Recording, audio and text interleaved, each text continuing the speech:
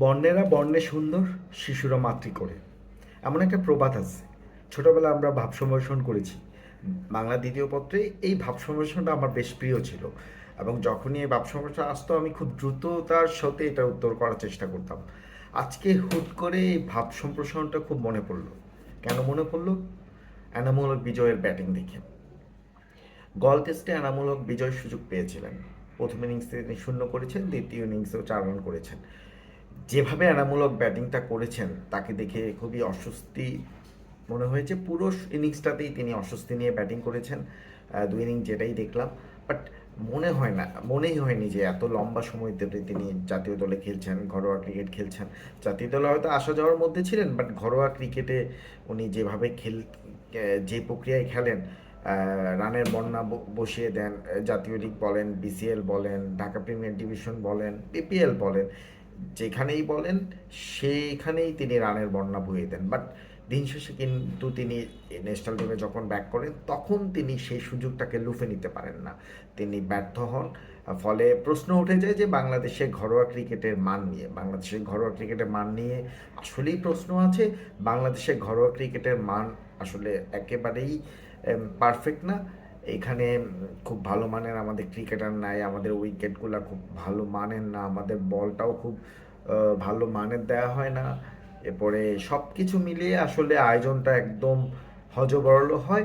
কোনো রকম আর কি টুর্নামেন্টটা, লিগটা শেষ করতে পারলেই বুঝি দায়িত্ব শেষ হয়েছে বলে মনে করে ক্রিকেট বোর্ড। তো এত এত আলোচনা আসলে ঘরোয়া ক্রিকেট নিয়ে হতো না। ঘরোয়া ক্রিকেট নিয়ে আলোচনার প্রধান অন্যতম কারণ হচ্ছে আমাদের জাতীয় দলের ক্রিকেটাররা যারা পাইপলাইনে থাকেন, তারা এইচপিতে খেলেন, বয়সভিত্তিক ক্রিকেটে উঠে আসেন, তারা প্রত্যেকেই আসলে খুবই স্কিলফুল ক্রিকেটার হিসেবে ন্যাশনাল টিমে আসেন, সম্ভাবনাময় ক্রিকেটার হিসেবে তারা ন্যাশনাল টিমে সুযোগ পান। বাট যখনই তারা আন্তর্জাতিক মানের বলারের বিপক্ষে কিংবা আন্তর্জাতিক মানের ব্যাটসম্যানের বিপক্ষে নিজের স্কিলটা প্রদর্শন করতে নামেন, তখনই তারা আসলে ব্যর্থ হয়ে যান। তো তাদের এই ব্যর্থতার পেছনে কিন্তু মূল কারণটা এই যে ঘরোয়া ক্রিকেটের মান, সেটাই। তো এনামূলক বিজয়কে নিয়ে বলছিলাম। এনামূলক বিজয় বয়সভিত্তিক ক্রিকেট থেকে উঠে এসেছেন। তিনি বিকেএসপি ক্রিকেটার ছিলেন। তার যে বয়সভিত্তিক সময়কালের যে রেকর্ড, সেটাও কিন্তু অনেক আশা জায়গা নিয়ে। বয়সভিত্তিক ক্রিকেটে তিনি বাবর আজমদের বেঁচে ছিলেন, এবং বাবর আজমরা তাদের স্কিলকে কোথায় নিয়ে গেছেন, আর এনামূলক বিজয় কোথায়।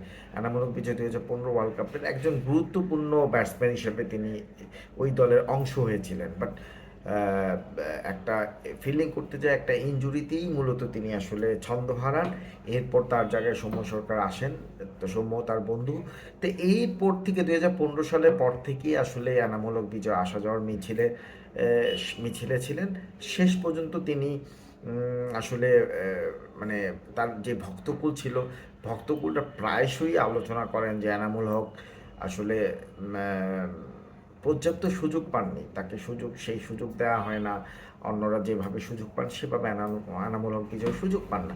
কথাটা একেবারেই সত্য না, আবার হচ্ছে পুরোপুরি মিথ্যাও নয়। কেন বললাম যে আসলে একটা ব্যাটসম্যান বা একটা ক্রিকেটার যেই পরিমাণ সুযোগ আসলে ডিজার্ভ করে দিকে এসেছেন, সেই জায়গায় আসলে এনামুল হক বিজয় সেই অর্থে সেই ততটুকু সুযোগ পান না।